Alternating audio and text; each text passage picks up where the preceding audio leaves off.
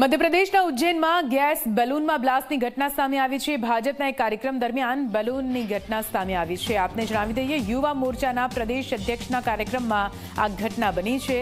ઉજ્જૈનમાં પ્રવાસે આવતા તેમનું સ્વાગત કરવામાં આવ્યું હતું। કાર્યકર્તાઓના હાથમાં રહેલો બલૂન અચાનક ફાટી ગયો। બલૂનમાં બ્લાસ્ટ થતા 3ને સામાન્ય ઈજા પહોંચી છે। સમગ્ર ઘટનાનો વિડીયો પણ સામે આવ્યો છે, જે તમે ટીવી સ્ક્રીન પર આપ જોઈ રહ્યા છો। આપ જુઓ, ભારતીય જનતા પાર્ટીનો એક પ્રોગ્રામ હતો અને તે દરમિયાન બલૂનમાં બ્લાસ્ટ થયો અને તેના કારણે 3 લોકો ઇજાગ્રસ્ત થયા છે। અફરાતફરીનો માહોલ જોવા મળ્યો હતો। મધ્યપ્રદેશના ઉજ્જૈનની આ ઘટના, જ્યાં ભારતીય જનતા પાર્ટીના કાર્યક્રમ દરમિયાન આ ઘટના ઘટી છે।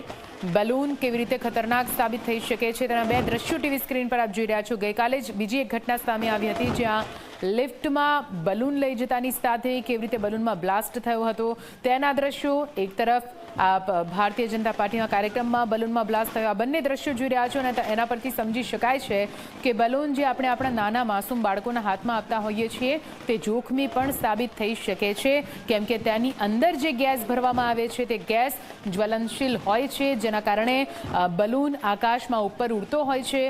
એટલે થોડી સાવચેતી બલૂન સાથે રાખવી જરૂરી બની જાય છે।